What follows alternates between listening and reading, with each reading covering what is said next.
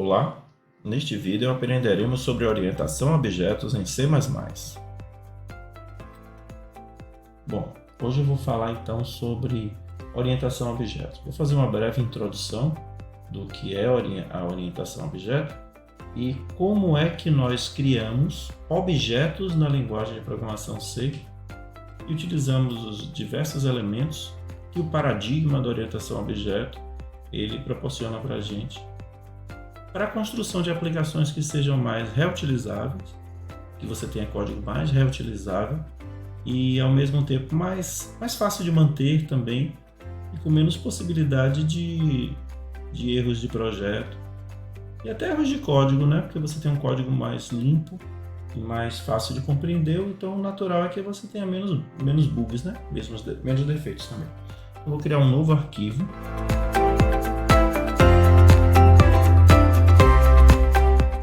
Aqui eu clico no botão de abrir. Aqui. Novo arquivo fonte. Esse arquivo fonte eu vou salvar logo. Salvar como. Eu vou chamar ele de classe. Classe. Não. Acho que classe, né? Classe. Estrutura, modelo de classe. Pronto, modelo de classe, como você pegou. Não é normal a gente dar um nome num arquivo que a gente vai utilizar para construir objetos, um nome desse tipo, modelo de classe. Os nomes devem ser mais significativos. Eu vou explicar daqui a pouco por quê.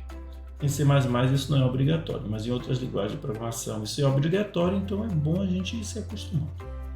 Bem, mas o que é isso, objetos, e de que forma é que pensar na programação baseada em objetos torna a nossa vida na programação mais fácil e mais segura? Bem, no dia a dia nós estamos acostumados a pensar nos objetos como coisas tão primitivas que nós não os conceituamos. A gente não pensa, um objeto é tal coisa. Não. Nós simplesmente sabemos que objetos são todas essas entidades que estão ao nosso redor, com as quais nós interagimos, que interagem eventualmente com o ambiente que está ao nosso redor. Porque nós próprios somos objetos, então é um conceito muito primitivo para todos nós, que faz parte do nosso próprio inconsciente, né? A ideia de objeto. Tudo que nós temos ao nosso redor, que nós manipulamos, são objetos. Da mesma forma, os objetos têm características que são muito próprias deles, né? Os objetos, de um modo geral, eles interagem com o ambiente ou sofrem algum tipo de intervenção, interferência do ambiente no qual eles estão inseridos, né? Então, os objetos têm essa característica. Mas os objetos também têm uma qualidade que é muito interessante, que é a possibilidade de termos cópias de objetos, né? Se nós gostamos de um objeto, é sempre possível tirar uma cópia dele. Bem, nem sempre, né? Não é possível tirar, para nós, meros mortais, não é possível tirar uma cópia do telefone celular que a gente utiliza. Mas a gente consegue tirar uma cópia com algum trabalho de uma caneca, por exemplo, de uma caneta, de um lápis. É possível com algum trabalho. Então, objetos podem ser construídos a partir de elementos que no mundo real nós normalmente chamamos de moldes. Então, se eu tenho uma caneca muito bacana, eu posso fazer um molde para essa caneca e a partir desse molde eu criar várias cópias. Então, os objetos podem ser copiados e criados novos a partir de moldes que descrevem de algum modo esse objeto. Então, um molde muito clássico seria um molde de gesso para produzir uma caneca de barro, uma caneca de argila. E objetos têm características. Algumas dessas características se modificam ao longo da vida do objeto. Ou não, elas podem também ser estáticas, né? Você pode ter uma característica que, embora ela seja muito própria de um determinado objeto, de um dado tipo, ela não se modifique, né, ao longo do tempo. Então, por exemplo, eu posso ter uma caneca que é exatamente igual a outra, exceto pela cor. Então, a cor é um atributo desse objeto específico e que difere ele de um outro objeto. Embora eu possa ter dois objetos com a mesma cor. Então, eu posso ter uma caneca amarela exatamente igual a outra caneca azul. Mas esse é um tipo de atributo que eu posso mudar. Se eu não gostar da caneca amarela, eu sempre posso pintar ela de azul. Então, o que são atributos quando a gente pensa em objetos? São as características que eu posso modificar ao longo da vida do objeto e que, de certa forma, identificam esse objeto. Mas objetos também têm um outro tipo de característica que é a funcionalidade. Então, um objeto ele pode, geralmente ele tem, né? Ele tem um uso, uma funcionalidade, uma utilidade. Uma caneca tem a funcionalidade de conter um líquido. Mas se eu não quiser colocar um líquido, eu posso colocar qualquer outra coisa. Eu posso usar uma caneca como um porta-lápis, por exemplo. Então, eu diria que o uso de fato da caneca não é conter um líquido, mas conter coisas. Então, a capacidade da caneca de conter coisas é a sua utilidade ou a sua funcionalidade. Bem, quando nós transpusemos os conceitos de objetos para o mundo da computação, criamos o paradigma da orientação a objeto, nós nomeamos os atributos que são aquelas características que podem se mudar ao longo da vida do objeto como propriedades, e as suas funcionalidades nós chamamos de métodos. Então, toda vez agora que eu falar um método do objeto, eu estou falando de uma funcionalidade. E toda vez que eu falar de propriedade, eu estou falando de um de seus atributos. Na literatura, vocês encontram indistintamente as palavras atributos e propriedades com o mesmo significado. Por outro lado, método sempre vai ser método mesmo, que é a funcionalidade do objeto. Pensem na computação como os atributos sendo variáveis que existem dentro do objeto. E pensem nas funcionalidades como funções ou como procedimentos que existem dentro dos objetos. Na prática, bem, em todas as linguagens de programação que eu conheço, é exatamente isso. As variáveis são as representações internas que os objetos têm de seus atributos, e as funções e os procedimentos são seus métodos.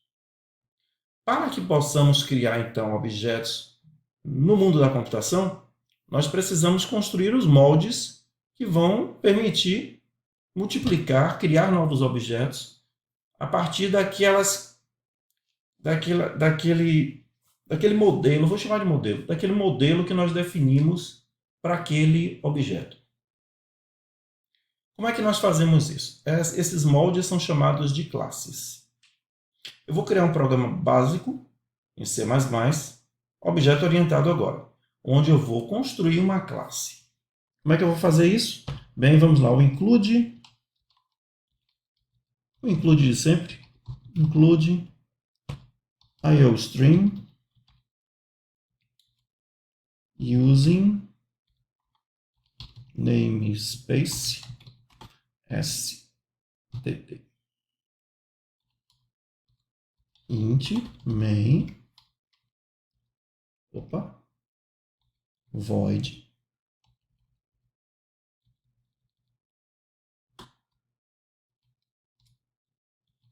return 0. Coloquei esse esqueleto aqui só para a gente não esquecer. Para que eu possa então criar objetos dentro deste programa, eu vou criar uma classe. Como é que eu crio uma classe? Eu escrevo classe, palavra-chave classe, o nome da classe que eu quero estar construindo. Bem, a classe, claro, tem muito a ver com o programa que a gente estiver desenvolvendo em um determinado momento. Para este exemplo, que é muito específico, eu vou criar uma classe chamada retângulo.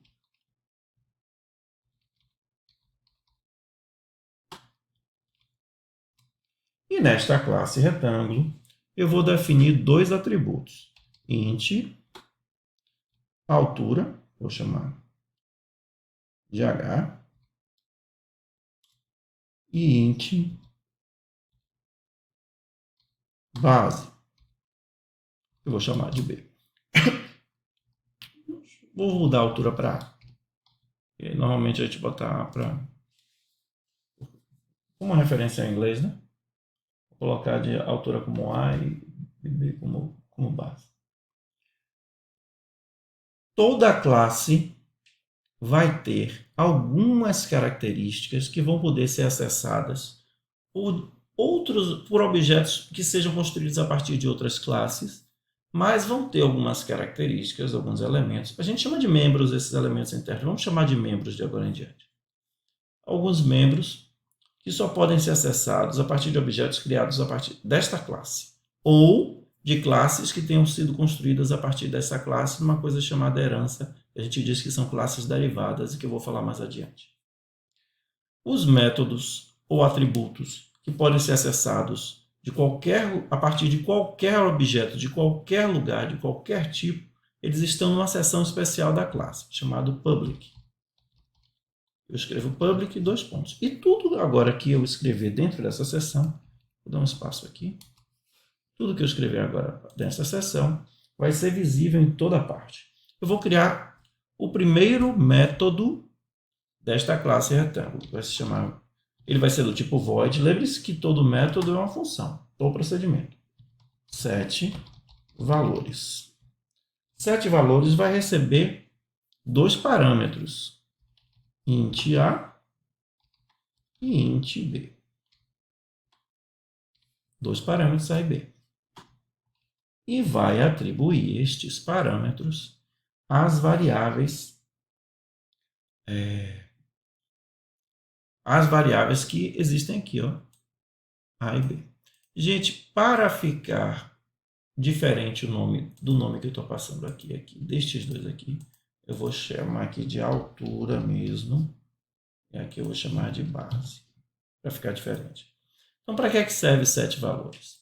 Set valores serve para atribuir valores aos parâmetros, aos membros altura e base, que são as propriedades altura e base. Como é que eu faço isso? Eles vão ser passados aqui na função set valores. Eu vou fazer simplesmente altura igual a A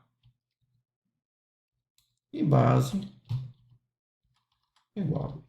Pronto. Com isso, eu vou ser capaz de atribuir valores a A e B. Por que é que eu preciso ter uma função set valores para atribuir valores a esses 2 membros? Eu vou ver mais adiante que às vezes é possível acessar esses 2 membros sem precisar de nenhuma função. Mas isso só é verdade quando esses 2 membros têm um tipo de característica chamada visibilidade do tipo pública. Bem, os atributos das classes, esses atributos que a gente está vendo aqui, eles podem ter 3 tipos de visibilidade.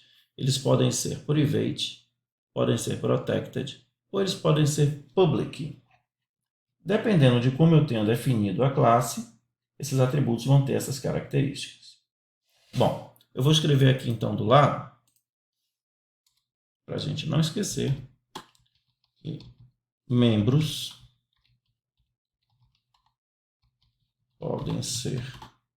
podem ter acesso public, private ou protected.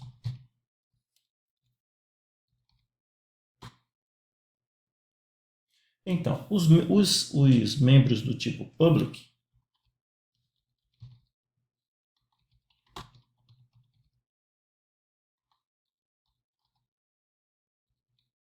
são acessíveis de qualquer a partir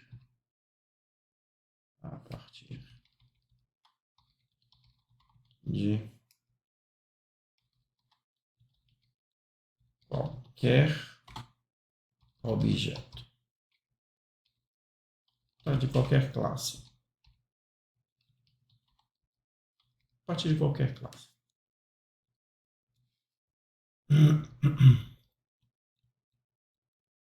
Já os membros com acesso private,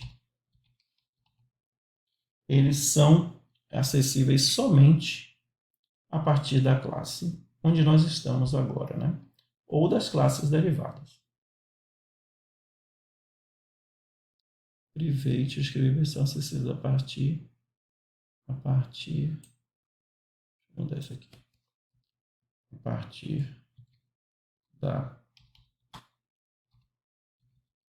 Eita, eu não posso colocar acento aqui, senão vai dar erro. A partir da própria classe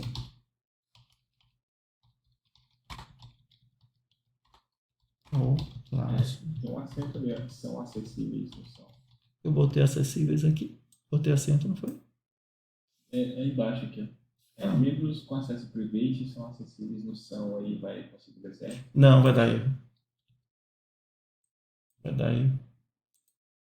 Membros com acesso private são acessíveis a partir da própria classe ou classe derivada. Beleza. E membros protected, vou copiar aqui e colar. E membros com acesso protected são acessíveis apenas a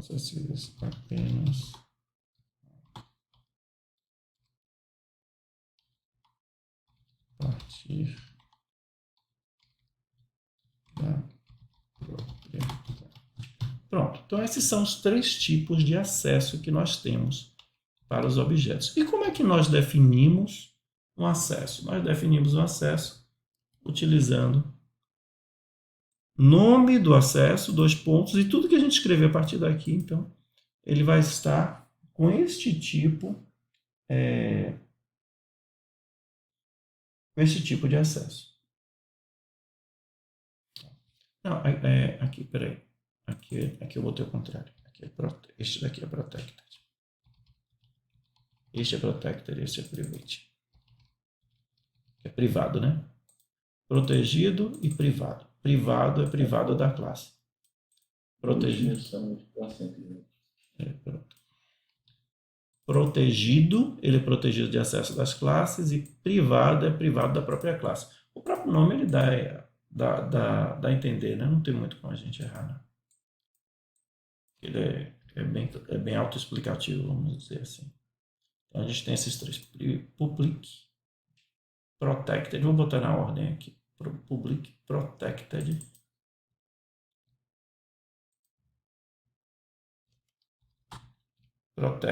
e private. Botei na ordem do mais acessível para o menos acessível.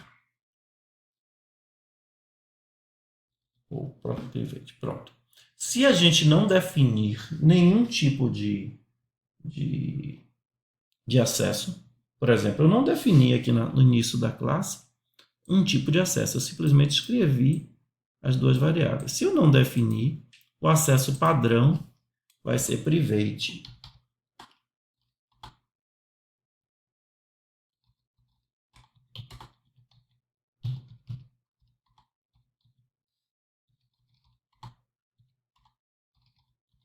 O tipo de acesso padrão é private. Então, altura e base são privates. É por isso que eu preciso criar esta função para atribuir valores a eles. Por ser private, se eu quiser alterar a altura ou a base de um retângulo qualquer que eu criar a partir desta classe, eu não vou conseguir, a menos que eu tenha uma função pública que acesse esses valores e altere para mim, porque eles são private. Bem, eu vou criar mais uma função aqui. Eu vou criar uma função chamada calcular área.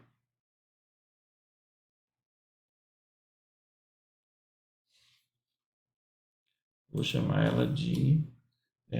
eu criei as variáveis int, né? Pronto, então aqui vai ser int. Então, int calc área. Calc área, ele não vai receber nenhum parâmetro. Por quê? Porque ele vai utilizar essas 2 variáveis para calcular a área do retângulo. Ele vai retornar return base vezes altura, que é como nós aprendemos que é a área de um retângulo. Muito bem. Agora, se eu quiser utilizar esta classe para criar retângulos, vou salvar aqui, é muito simples. Eu vou criá-la como eu criaria qualquer variável. Só que ao invés de usar o tipo de variável, um tipo de variável primitivo, como int, float, eu vou usar o tipo que eu criei agora aqui. Classe retângulo. Então, eu vou fazer retângulo.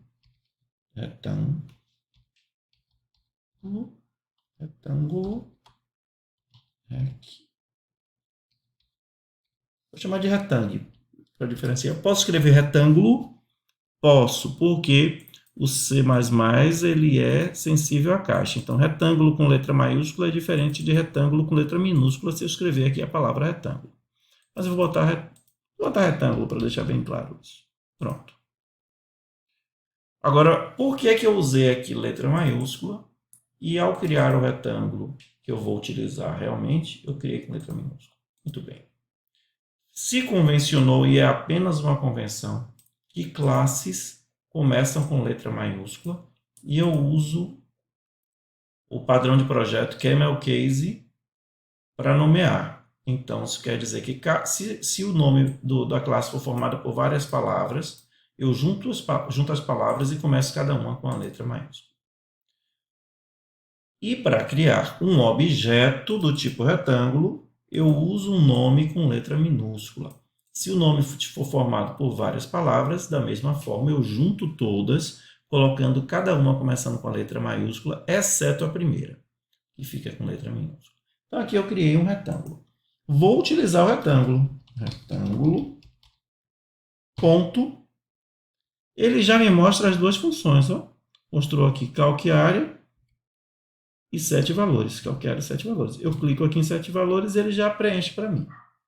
Eu vou escrever aqui 7 valores, 4 e 5. Vão ser os valores da altura e da base desse retângulo. Lembrando que é nessa ordem, tá, pessoal? A está sendo atribuída a altura e B está sendo atribuída a base. Então, aqui 4 vai ser a altura e 5 vai ser a base.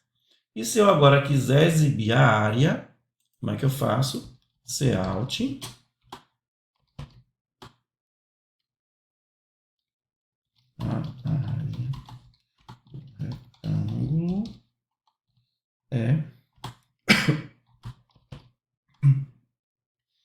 retângulo é retângulo ponto calque área. Vou botar aqui só pular linha, barra N. Pronto. Pulei a linha. Vamos testar? Observe que para chamar um método de dentro do objeto, eu faço ponto, nome do método. Se eu quisesse utilizar essas variáveis, altura e base, se elas não fossem private, eu faria também ponto, altura, ponto, base. Mas eu não posso porque elas são private. O que é que acontece? Primeiro eu vou executar como está, depois eu vou causar um erro no programa. Como? Tentando acessar diretamente altura e base para vocês verem o que acontece. Deixa eu compilar. Ver se não tem nenhum erro aqui de sintaxe. Não tem. Vamos executar. A área do retângulo é 20, né? 4 vezes 5, 20. Agora, e se eu quisesse, ao invés de setar os valores dessa forma, setar diretamente, eu poderia, vejamos, retângulo, ponto, altura. Veja que ele nem mostra, porque não é público. Se fosse público, ele mostraria. Se eu tirar isso daqui, ó, e passar para cá, e agora eu fizer, ó, já apareceu aqui, ó, altura e base, porque se tornou público. Se eu não coloco aqui onde estava, se eu deixo aqui em cima e eu tento acessar, ele não me mostra porque não é público. Mas eu vou tentar. Altura igual a 4, retângulo, ponto base, igual a 5. Vamos compilar? Salvar. Veja que ele reclamou. Retângulo, altura is private with this context. Quer dizer, ele é privado neste contexto. Eu não posso acessar de fora da própria classe, porque ele é private. Eu só posso acessá-lo indiretamente através de uma função. Mais adiante a gente vai ver que existe um padrão de projeto getters e setters, onde a gente cria funções específicas para acessar esses membros de uma maneira muito particular, definida pelo padrão, que a gente vai ver quando a gente estiver trabalhando com o modelo, que eu vou chamar de motor de diálogo do nosso jogo, e lá a gente vai estar utilizando getters e setters. Eu vou criar, para prosseguir, né, com os nossos exemplos, eu vou criar um novo programa, tá? Para não ficar sobrescrevendo. Vou salvar aqui. Como? E eu vou chamar esse novo programa de construtores e destrutores.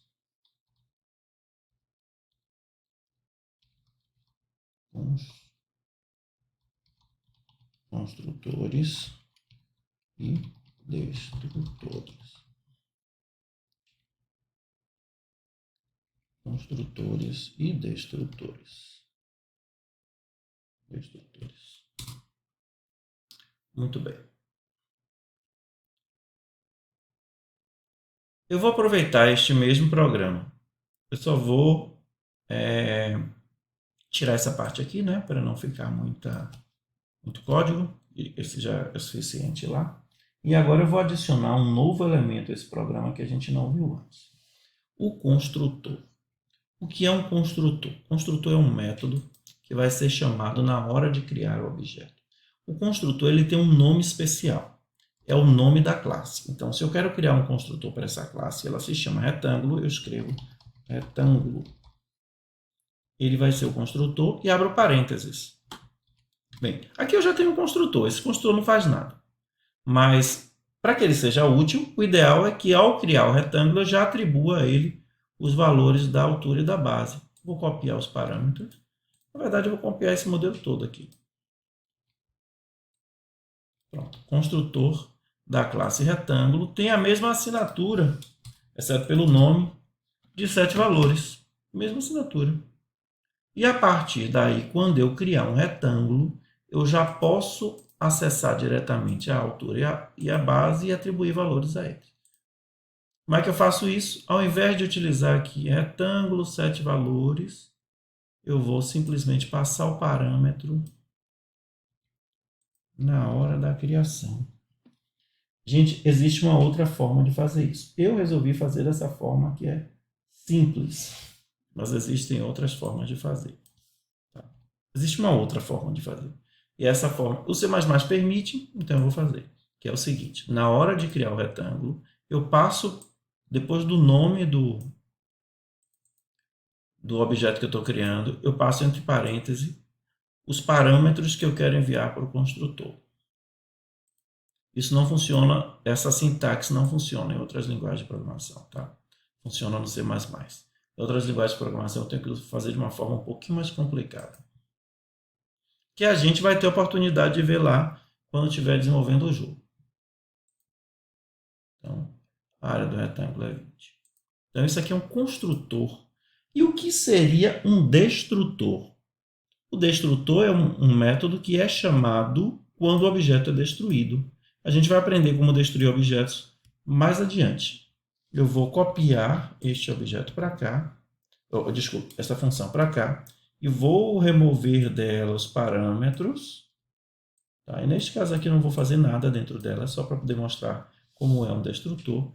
E a diferença do construtor é que eu coloco um til na frente do nome dele. Então aqui eu tenho o construtor e aqui eu tenho o destrutor. O destrutor é chamado somente na hora da destruição do objeto. Estou aqui normalmente. Bem, existe um elemento que eu não conheço em outras linguagens de programação, mas que existe na linguagem C++, que é na verdade não é um elemento, é uma propriedade, uma característica da linguagem, chamada sobrecarga de operador. A sobrecarga de operador existe para permitir que objetos que normalmente não são, por exemplo, matemáticos, objetos que não são matemáticos, não, mas que não são tipos numéricos, que possam ser operados pelos operadores matemáticos, para que eles possam ser operados por esses operadores matemáticos, da forma particular dele. Então, por exemplo, se eu criasse um objeto para representar um vetor, tentar somar dois objetos desse tipo, normalmente daria erro. O C++ diria que ele não sabe como somar dois vetores. Mas eu posso resolver isso como? Criando uma sobrecarga do operador de adição. Eu posso fazer isso para qualquer operador. Neste caso aqui do nosso exemplo, nós vamos fazer para o operador de adição. E vou criar uma nova classe para isso. Vou criar uma classe chamada vetor. E essa classe vetor vai ter a característica de permitir que dois vetores sejam somados. Somente para aproveitar o esqueleto, né? Eu vou salvar aqui como... vou chamar de sobrecarga de operadores.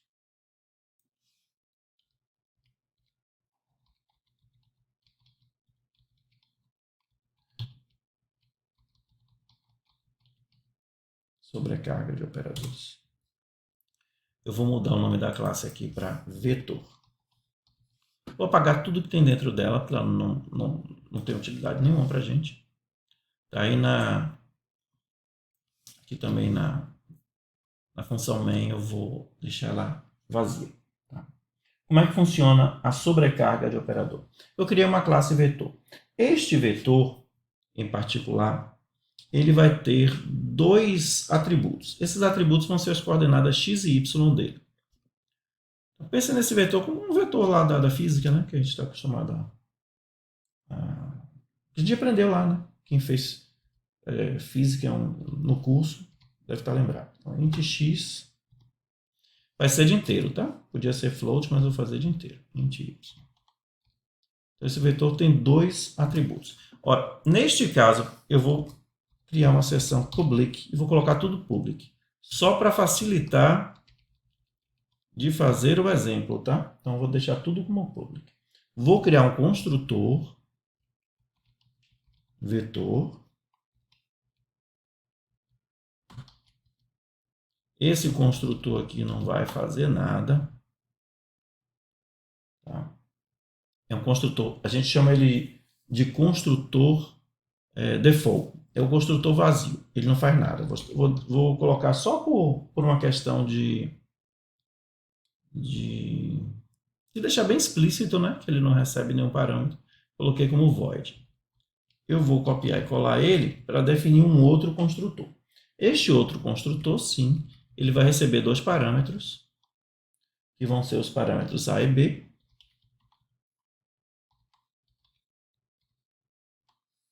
E esses dois parâmetros vão ser atribuídos a x e y. Então, x igual a A e y igual a B. Pronto. Então, a gente tem um construtor que faz a inicialização do objeto. Atribui a ele dois valores. E agora eu vou fazer com que um vetor, um objeto do tipo vetor, seja capaz de utilizar um operador de adição. Como é que eu vou fazer isso? Eu vou utilizar sobrecarga de operador. Para fazer uma sobrecarga de operador, eu faço da seguinte forma. Nome da classe, vetor. Pense nisso como sendo o tipo do objeto que estará ao lado esquerdo do operador que eu quero fazer a sobrecarga. Palavra-chave, operator. E o nome do operador que eu quero sobrecarregar. Neste caso aqui é o operador adição. Em seguida, eu vou passar um parêntese, onde eu vou dizer para o operador adição qual é o objeto, o tipo de objeto que ele vai receber à direita dele. Então, vetor aqui eu disse que é o tipo do objeto que vem à esquerda do operador. E agora eu vou dizer qual é o tipo de objeto que vem à direita do operador. Então, eu vou chamar aqui de vetor. É um tipo de objeto vetor também. Posso chamar agora esse objeto à direita de qualquer nome que eu queira. Eu vou chamar ele de param, somente para fazer uma referência de que é o parâmetro à direita. Poderia ser operando, mas operando vai ficar muito parecido com a palavra operator. Eu prefiro usar uma palavra que não fique tão parecida na hora que estiver escrevendo aqui o código. Então, eu vou chamar ele de param como parâmetro. Vou criar uma variável temporária, chamada temp, também do tipo vetor, e eu vou fazer a operação de adição nela. Por que foi que eu criei essas duas variáveis como public para facilitar a minha vida agora nessa operação que eu vou fazer aqui agora? Temp.x, eu posso acessar x porque ela é pública. Vai ser igual a x, que x é esse que eu estou recebendo agora? O x do próprio objeto vetor que está à esquerda do operador. Pense que todas as variáveis que não estiverem aqui com a referência são o objeto que está à esquerda do operador. X mais, agora, o objeto que está à direita do operador, param.x. Então, a variável temp vai receber a soma dos dois, do valor que está à esquerda com o valor que está à direita do operador. Vou fazer a mesma coisa para y. Vai ser y. Y. E aqui vai ser y também. E isto é uma função. Então, eu retorno o valor da operação. Return temp. Return temp.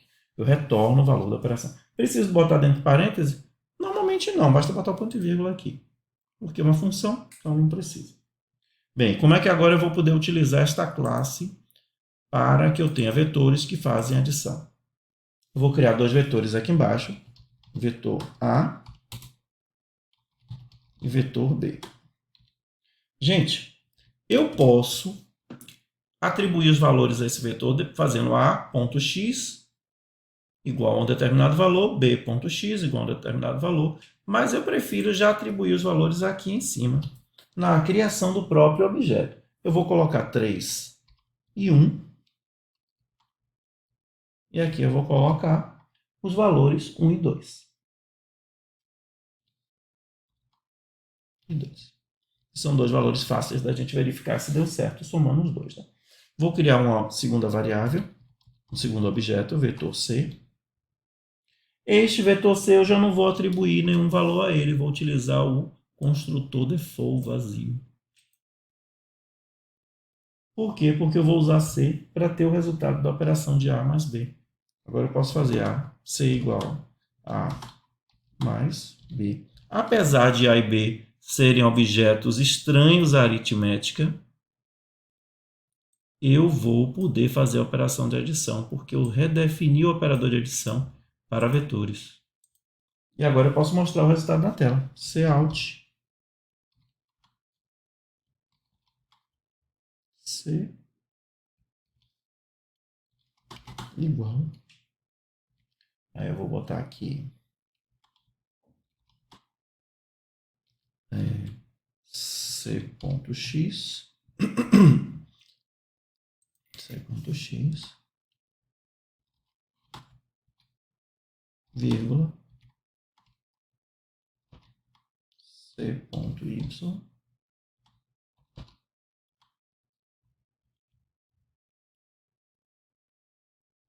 barra. Pronto. E agora eu vou executar. Vamos executar para ver como ficou. Vou fazer assim. Fica mais claro. Vou pular mais uma vez. Pronto. Compilar. E vamos executar. Os valores de C deu 4 e 3. Se a gente olhar agora aqui, 3 com 1 dá 4, 1 com 2 dá 3, que é o resultado que a gente encontrou aqui. Então, isso é sobrecarga de operadores. Eu posso fazer para qualquer objeto que eu esteja criando.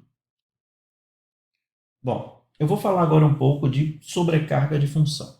Eu falei primeiro da sobrecarga de operador. O que é sobrecarga de operador? Eu tenho um operador da linguagem e eu posso sobrecarregá-lo, atribuindo a ele novas funcionalidades, a capacidade de operar com outros tipos de objetos, além dos tipos primitivos da linguagem. E o que seria então uma sobrecarga de função? Uma sobrecarga de função é quando eu tenho uma função que ela vai receber parâmetros de tipos diferentes. Normalmente, quando eu defino uma função, a função ela vai receber um parâmetro, por exemplo, int, ou um parâmetro tipo float, mas não os dois tipos, porque a linguagem de programação C, a linguagem de programação C++ exige que a gente defina os tipos dos parâmetros. Mas em C++ eu posso fazer a sobrecarga, eu posso redefinir a função quantas vezes eu quiser, com diferentes assinaturas, ou seja, com diferentes tipos de parâmetros e comportamentos. Inclusive, isso vale para o tipo de retorno também. E é o que eu vou fazer agora aqui. Eu vou criar uma nova... na verdade, eu vou salvar esse arquivo com outro nome. Eu vou chamar sobrecarga de função. Sobrecarga de função. Eu vou apagar a classe aqui, eu não vou precisar dela. Neste programa específico eu não vou fazer nenhuma classe, tá? Vou fazer nenhuma classe. Ao invés disso, eu vou criar duas funções. Quando a gente estava estudando física, a gente trabalhou normalmente com... E também em química, né? Com temperatura em diferentes unidades. Uma das unidades de medida de temperatura que a gente usava era graus Celsius, né? E a outra Fahrenheit. Eu vou então criar uma função de conversão de de Fahrenheit para Celsius e nesse caso eu vou fazer só de Fahrenheit para Celsius. Vou criar então aqui uma função float, é o retorno dela, e eu vou escrever aqui Fahrenheit. Eu vou pescar aqui porque eu não sei escrever Fahrenheit.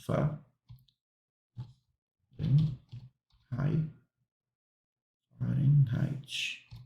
É isso mesmo, né? Fahrenheit. Pronto. 2 Celsius. 2 Celsius eu já sei escrever. Celsius. Pronto. Fahrenheit 2 Celsius. O que essa função faz? Ela recebe um valor de temperatura em Fahrenheit e converte para... Aqui eu escrevi errado. Celsius é com S. Celsius. E converte para Celsius. Ela vai receber, então, um parâmetro, float, e eu vou fazer a conversão da temperatura. Vou fazer diretamente, return. A fórmula de conversão da temperatura de Fahrenheit por Celsius é a temperatura menos 32 vezes 5 dividido por 9. Então vai ser temperatura menos 32.0. Eu vou botar 32.0 para forçar a ser um valor real o resultado. Vezes 5.0 dividido por 9.0. Bem, esta função, return, aqui está errado. Esta função recebe um parâmetro float.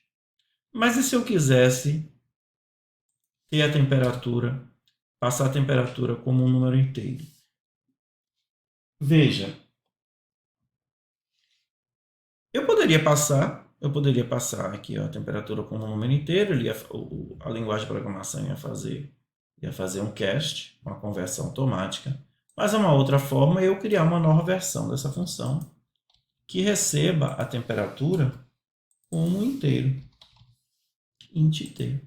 Então agora eu tenho a função reproduzida duas vezes, escrita duas vezes, onde numa versão ela recebe o parâmetro como float e noutra ela recebe o parâmetro como int. E agora, se eu quiser utilizá-las, basta eu vou criar duas variáveis, int t1, e vou criar uma float t2. Vou pedir para a pessoa entrar a temperatura, cout,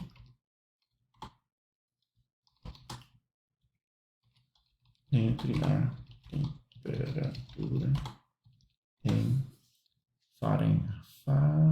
Eu escrevi o Fahrenheit. Aqui está escrito errado. Fahrenheit. Em Fahrenheit. Como um número inteiro.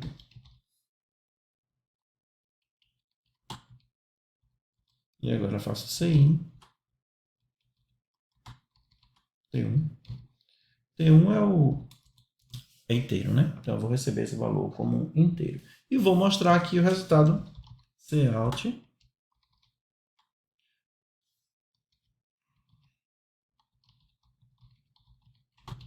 em Celsius.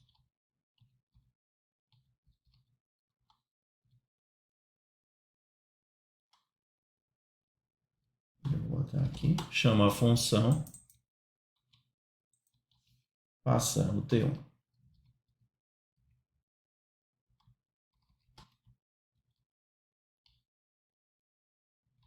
Pronto.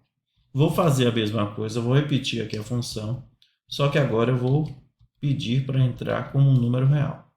Como um número real. E vou colocar o valor na variável T2, vou passar aqui a variável T2. Vamos ver o resultado.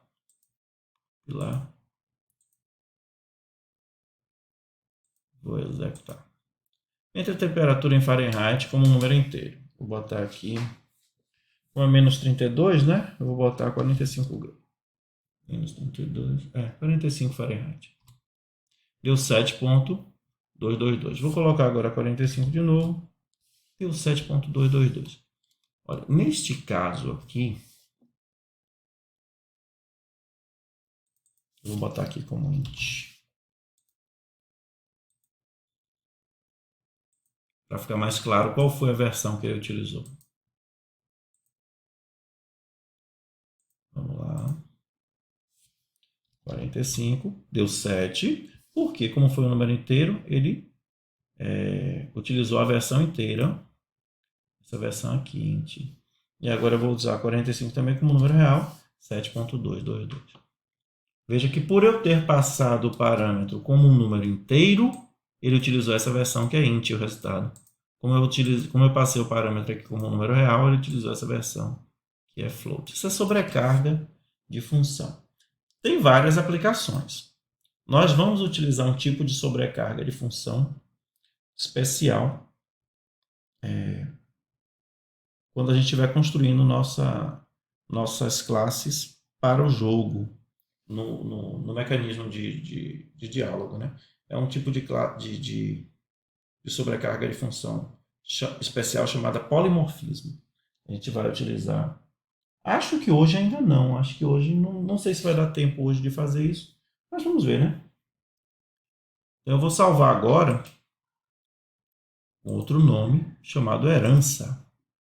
E a gente vai ver um conceito especial, que é um conceito, acho que é o conceito mais importante da programação objeto-orientada, o conceito de herança. Vou tirar essas funções daqui. Vou tirar essa parte toda daqui. Vou usar aqui só como modelo para o nosso programa. Neste caso aqui, eu vou criar uma classe bem genérica, chamada polígono.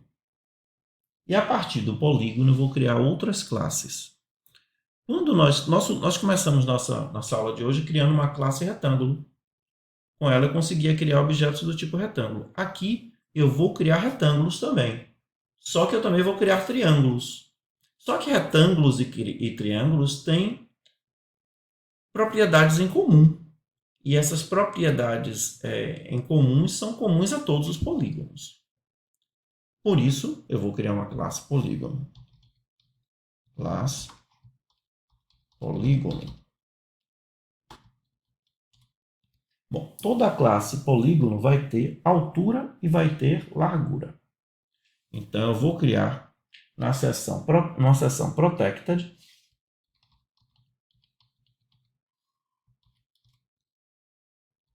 int altura e int largura. Todo polígono tem largura e tem altura. Esses dois atributos eu estou criando como protected, por quê? Lembre-se que a visibilidade pode ser public, protected e private. A visibilidade protected permite que os membros sejam visíveis na própria classe e também nas classes derivadas. E nós vamos criar aqui duas classes derivadas. Se fosse private, o que eu vou fazer adiante não funcionaria. Public. Aqui na seção pública eu vou criar uma função chamada setValores. setValores. É aquela mesma função que nós vimos antes. Ela vai ser void. É aquela mesma função que nós vimos antes, que recebe dois parâmetros, int a e int b. E retorna. Opa, não retorna nada. Ela só atribui altura igual a A e largura igual a B. Opa. Altura igual a A e largura igual a B. Ela só faz isso. Eu vou criar agora uma... Vou precisar de um construtor? Deixa eu precisar. Não, vou precisar. Bom, só vou fazer isso. Pronto, eu tenho 7 valores. Mas se eu quiser agora criar uma classe retângulo, que tenha já as características que eu defini para polígono e tenha suas próprias características, como é que eu posso fazer isso? Eu posso fazer da seguinte forma: class retângulo public, dois pontos, e eu coloco o nome da classe que eu quero utilizar como um modelo para esta. A gente disse que é uma classe primitiva, uma classe genérica, e que eu vou especializar essa classe aqui. Esta classe, que vai ser a especialização da classe primitiva, ela é chamada de... Bom, a outra é de especialização, né? É uma especialização, na verdade. É a classe derivada, é chamada de classe derivada, classe filha. Na literatura você encontra também como classe filha. Gente, veja só. Não é obrigatório utilizar a palavra public. Eu posso utilizar somente os dois pontos. Eu não gosto muito dessa palavra public. Eu coloquei aqui só para deixar claro, né, que eu posso fazer dessa forma. Eu vou criar aqui uma função um método public, que vai ser calc área. Calc área não recebe nenhum parâmetro, mas retorna um valor int. Calc área. Pronto.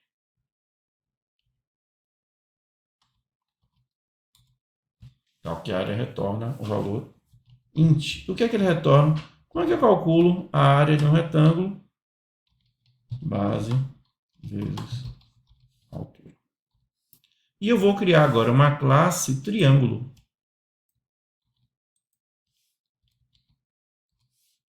Triângulo. Triângulo também vai ter calc área. Só que ao invés de ser base vezes altura, vai ser base vezes altura sobre 2.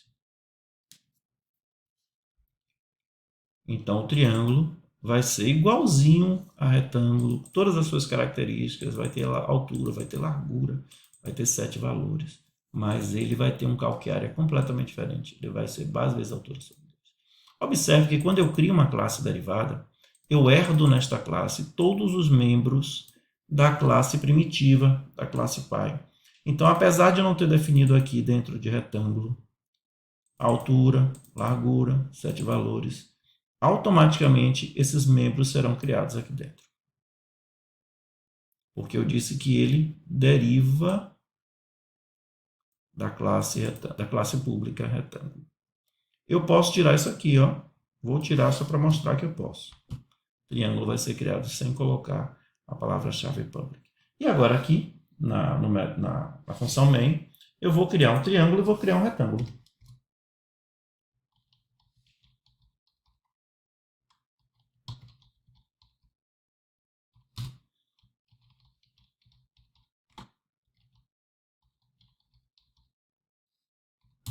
E agora eu vou setar os valores.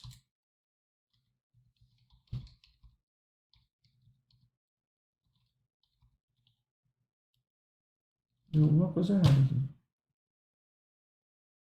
Por que não deu certo? Retângulo. Estranho.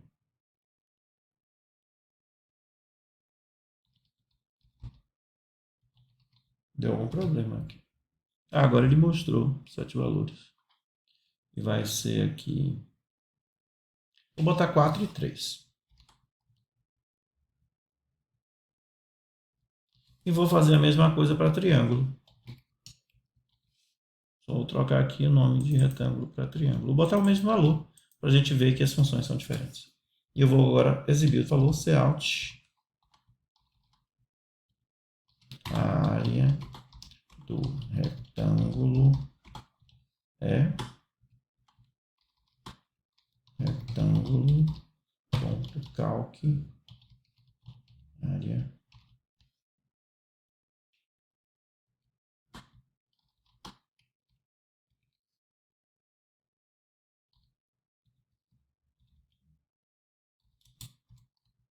vou copiar aqui e colar a área do triângulo. Pronto, e vamos compilar e executar. Deu erro aqui. Deu algum problema. Travou o programa. Nossa, travou o programa. Ufa, eu vou dar um Ctrl A e Ctrl C aqui, porque se der outro defeito, eu não perco. Opa, deu um problema aqui. Qual foi? Vejamos. Retângulo.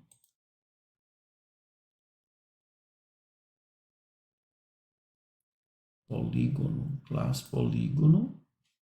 Está faltando alguma coisa aqui. Protect, private, class retângulo, polígono. É o lugar dos 2 pontos. Botei os 2 pontos antes do public. É o contrário. Por isso que deu erro só no de cima, não deu no de baixo. Agora tem alguma coisa aqui. Return. Altura. Tá. Aqui não botei base, né? Aqui eu tenho a largura. Eu não tenho esse método, essa propriedade base, né? Eu tenho uma largura. Faltou uma nova aqui. 7 valores. Publique 7 valores. Está dando errado aqui. Void polígono 7 valores inacessível if this contest.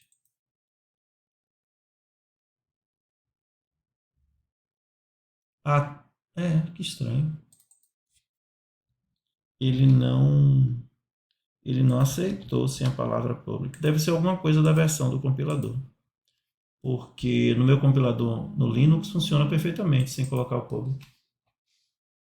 Então deve ser alguma coisa do compilador. Então aqui eu tenho a área do retângulo 12 e a área do triângulo 6. Por quê? A área do retângulo é só base vezes altura e a do triângulo base vezes altura sobre 2. Então é 12 dividido por 2, 6. Então essa característica que nós vimos aqui, da orientação a objeto, a herança, ela permite que a gente economize código e reaproveite código.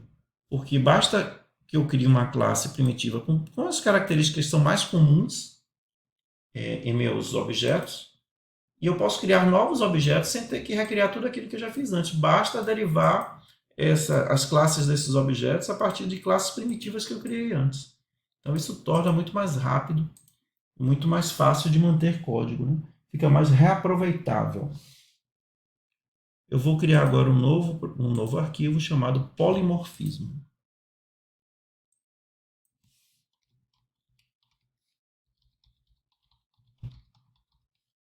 Polimorfismo. O que é o polimorfismo? O polimorfismo é aquilo que a gente viu aqui quando nós estávamos definindo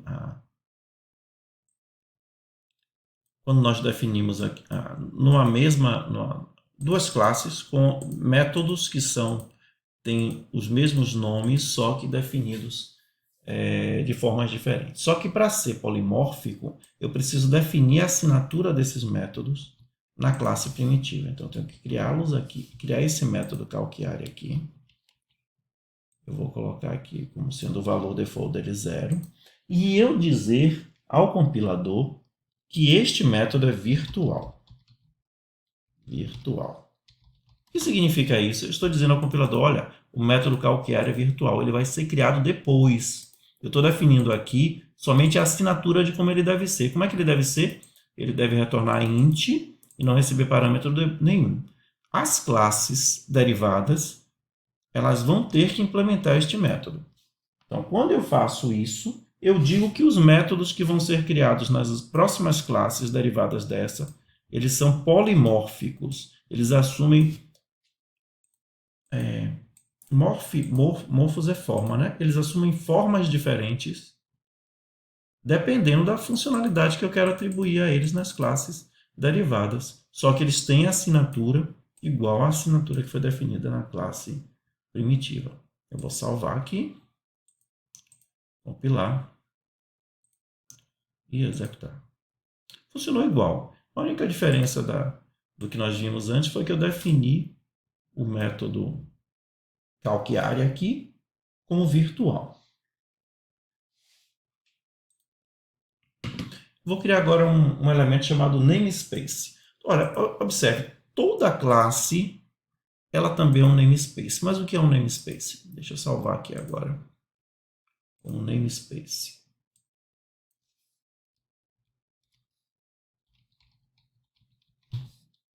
Namespace.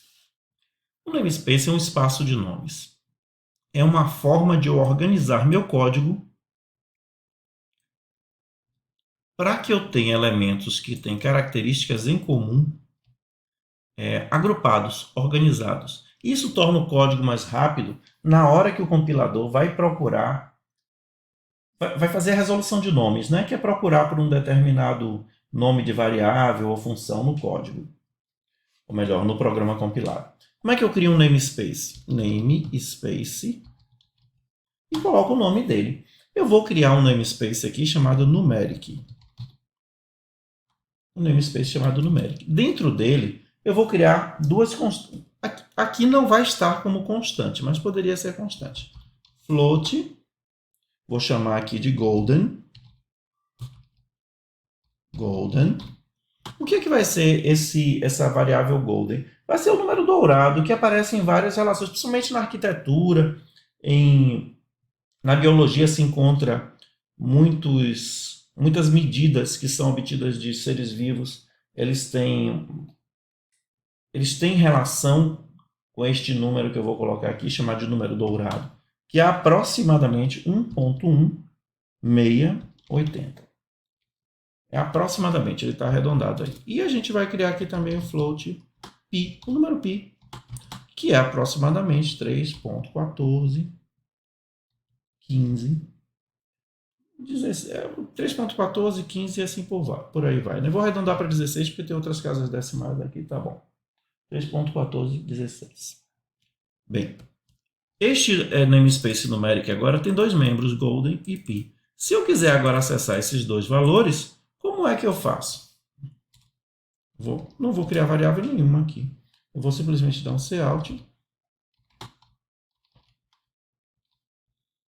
O número dourado é nome do namespace, numeric, golden. E vou exibir o número π. O número π, não tem letra minúscula mesmo, é π. Eu acesso os membros de namespace colocando dois pontos. A gente vai ver provavelmente alguns dos nossos exercícios que nós podemos sempre acessar os elementos de uma classe dessa forma também. Nome da classe, dois pontos, nome do elemento que está dentro. Porque toda classe é um namespace. Embora os namespaces não sejam classes, são coisas diferentes. Eu não posso criar objetos a partir desse namespace. Mas eu posso utilizar uma classe como se namespace fosse. Compilar.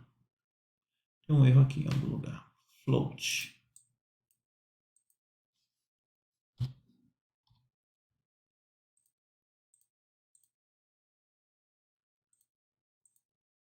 O número dourado é... Aqui eu não pulei linha. Voltou pular linha aqui.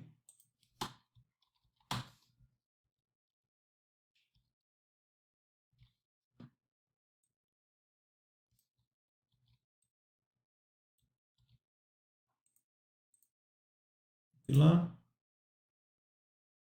E executar. O número dourado é 1.168 e o número pi é 3.1416. Bem, esses foram namespaces. Para a gente encerrar essa parte inicial de introdução, orientação a objeto, eu vou falar só mais de dois elementos importantes da programação objeto-orientada, que são as exceções e os templates. O que são exceções? Uma exceção é um momento em que ocorreu um erro no nosso programa. Eu vou fazer o seguinte, eu vou salvar como exceções.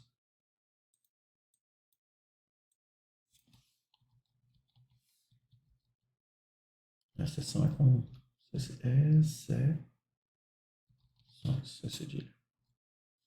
exceções. Vou apagar aqui.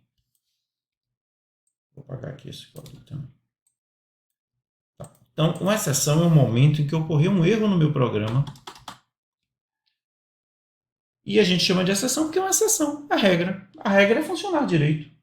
Então, quando um erro ocorre, a gente diz que ocorreu uma exceção à regra. Como é que eu manipulo exceções? Utilizando a palavra-chave try. Try tenta executar o código. Se der tudo certo, maravilha. Se não, vai ser gerada uma exceção. Eu vou colocar aqui try e vou colocar aqui um catch. O que é o catch? O catch significa capture. Tente executar um código e, se der erro, capture a exceção. Como é que eu capturo a exceção? Eu crio uma variável que deve ser do tipo do erro. Então, para cada erro, eu vou ter um tipo diferente. Aí vai depender da biblioteca que eu esteja utilizando e que pode causar exceção. Então, a biblioteca deve definir no seu manual os tipos de exceção que ela é capaz de gerar e que você deve interceptar. Aqui eu vou interceptar uma exceção que vai ser um valor inteiro. E como é que eu vou fazer para gerar uma exceção? Eu vou, neste caso, provocar a exceção. É assim que a biblioteca faz para provocar uma exceção. Ela chama a palavra-chave throw e passa para ela um parâmetro que é... não precisa botar o parênteses, não. Que é o erro que deu, que pode ser um objeto. Neste caso aqui eu vou passar o número 20 como sendo a exceção. O try vai executar, vai ver que ocorreu um erro chamado através desse throw. Esse throw vai levantar um erro 20 e eu vou capturar ele aqui e vou exibir na tela. Cout. Ocorreu o erro. Ocorreu um erro. Vou colocar aqui 2 pontos. Opa. E eu intercepto aqui o erro e exibo o erro na tela.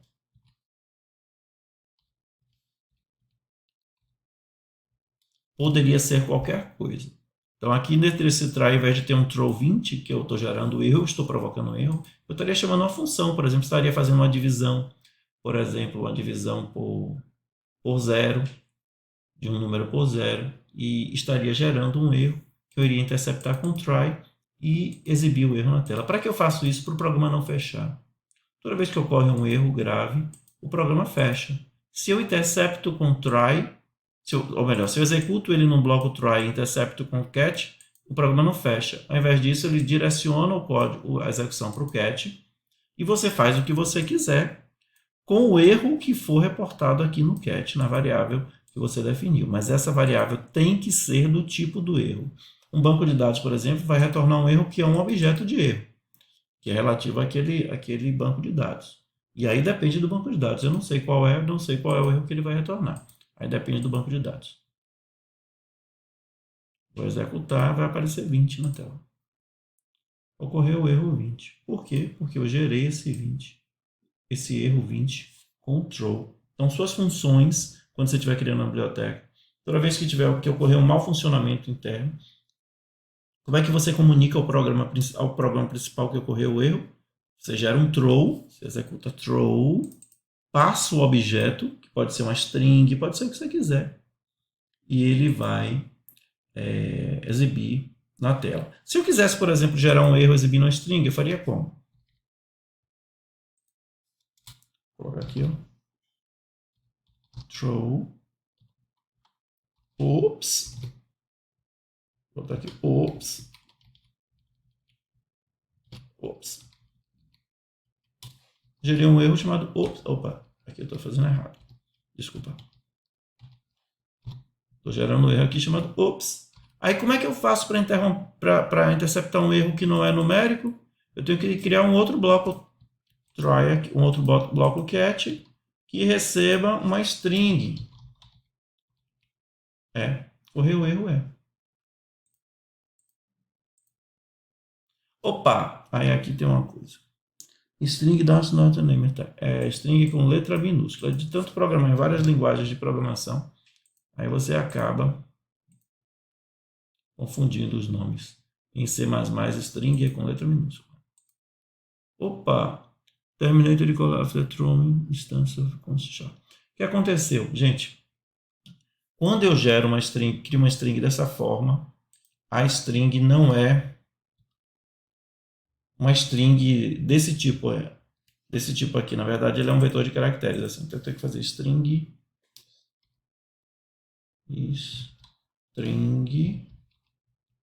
dentro de parêntese, boto aqui throw new. Opa, o que é new? Estou dizendo cria uma nova string. Ops.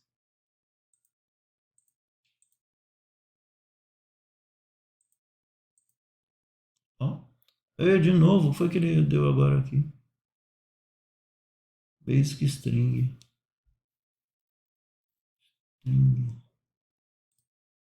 Por que está dando esse erro? Eu usei o construtor certo.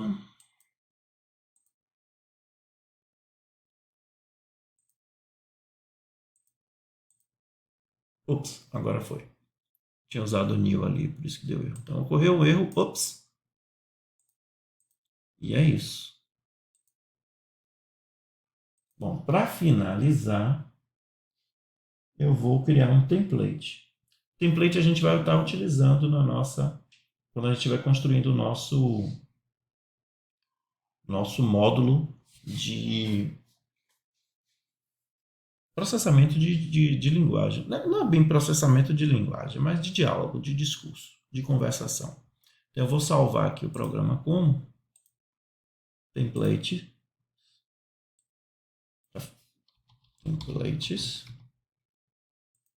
Vou salvar como. E vamos lá.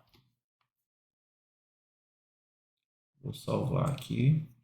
Como é que eu vou fazer? Normalmente, se eu quisesse criar uma função máximo, eu teria que fazer ela da seguinte forma. Int max. Max receberia dois valores. Int A e int B. Receberia os valores A e B. Se A fosse maior que B, eu retornaria o maior valor, que seria A. Se B fosse maior do que A, eu retornaria o maior valor que fosse B. A função max retorna o maior entre dois valores. Então eu faria. Existem diversas maneiras de fazer. Eu vou fazer assim: return A. Se A for maior do que B, retorne A. Se não, retorne B. Usando o operador ternário para ficar mais fácil de implementar. Vou colocar aqui. Vou criar algumas variáveis, né, para poder fazer o teste, né?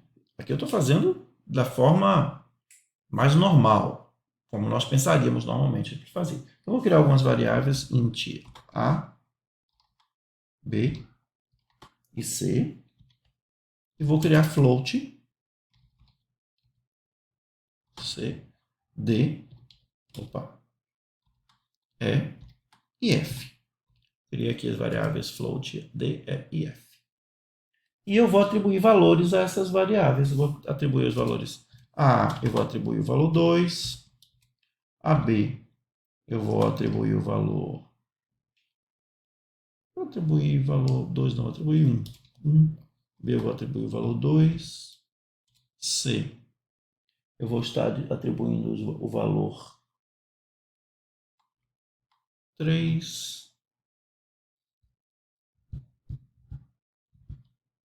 Não, eu vou criar somente AB. Vou criar somente AB, C e D. C e D. Vou criar somente essas daqui. Já é suficiente. C e D. Igual a 4. Pronto. Criei essas variáveis aqui. E vamos lá. Cout.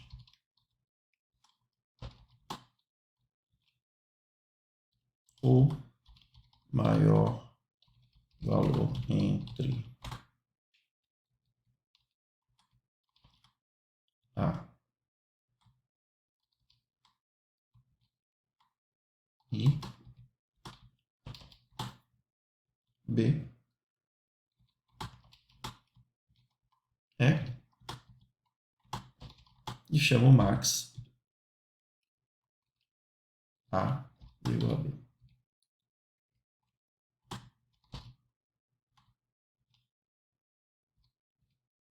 Muito bem. Bom, vejam que A e B são valores inteiros. Eu vou fazer aqui diferente. Deixa eu ver aqui. Para que isso aqui funcione bem, vou botar aqui 3 e aqui eu vou botar 3.5. A gente sabe que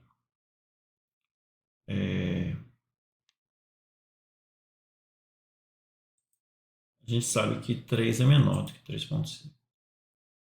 Então, o maior valor, quando a gente chamar A e B, vai ser retornado 2, e quando a gente chamar C e D, vai ser retornado 3.5, né? É isso aí. Então, a gente vai chamar aqui C e D. C e D. Vou salvar. E run.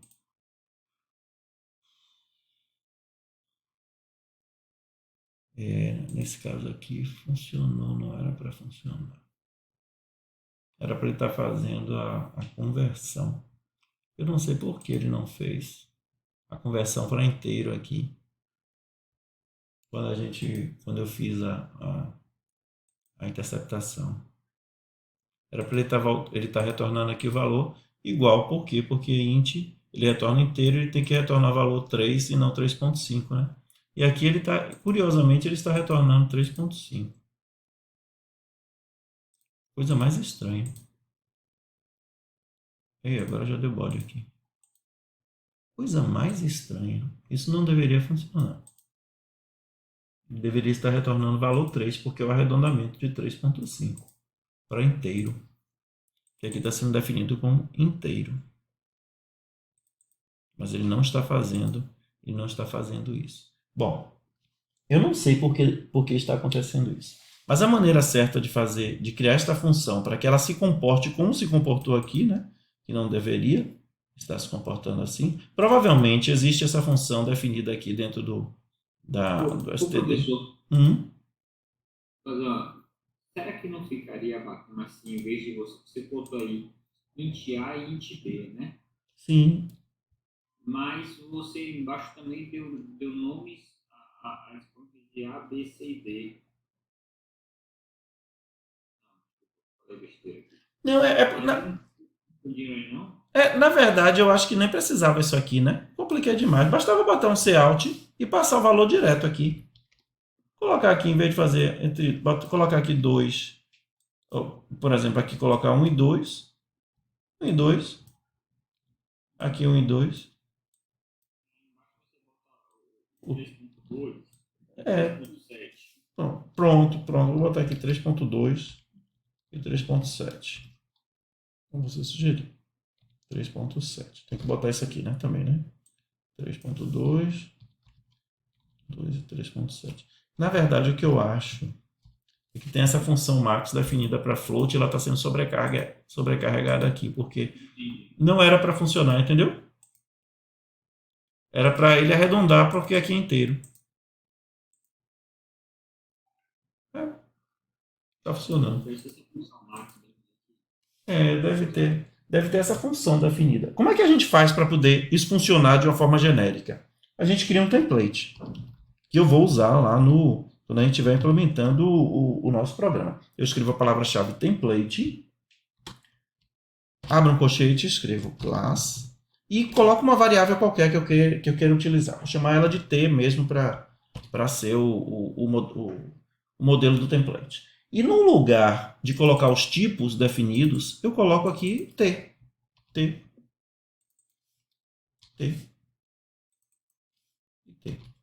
Pronto.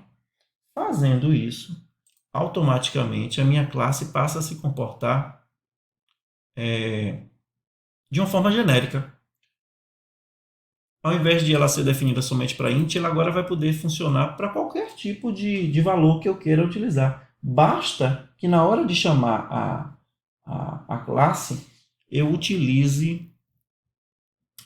eu já sei o que foi. É isso mesmo. Eu utilizo outro nome para ela. Eu vou chamar ela aqui de tmax, para poder ser nossa classe. É isso mesmo, tem essa classe definida lá. Vou chamar ela de tmax para poder não confundir com o max do C++, que está sendo sobrecarregado aqui. Quando eu defini ela para int, na verdade eu peguei o max float do C++ e redefini ela como int.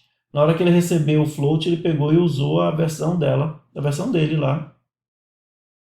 É isso mesmo. E aí como é que eu faço? Na hora de chamar o tmax, eu digo, olha, use a versão int, colocando entre colchete. Agora aqui use a versão float, colocando entre colchete. Não é bem colchete, né? Isso aí é menor e maior. Não sei se tem uma outra nomenclatura, não sei menor e maior. Pronto. Agora quando executar, se comportou igual. Só que agora, em vez de usar a função tmax, ele utilizou max. Utilizou a função max, ele utilizou a tmax, que a gente acabou de criar aqui como um template.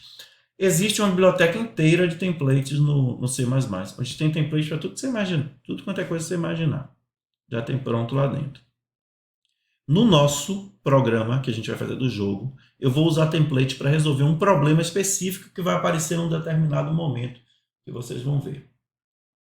Bom, é isso. O conteúdo dessa parte de orientação a objeto, a parte de conteúdo é este. A partir de agora a gente vamos fazer alguns exercícios e vamos resolver alguns problemas, fazer alguns exercícios e vamos começar a modelar o objeto orientado construindo o esqueleto do nosso jogo, onde eu vou definir as características do jogo e vou construir uma peça muito importante do jogo, que é o motor de diálogo, que vai permitir que os personagens conversem uns com os outros de uma forma automática, sem que você precise ficar colocando ifs e coisas parecidas dentro do seu programa. Você vai simplesmente dizer objeto converse com o objeto tal e diga a ele tal coisa, e o outro objeto vai responder o que é pertinente para aquelas perguntas, para aqueles diálogos. É isso.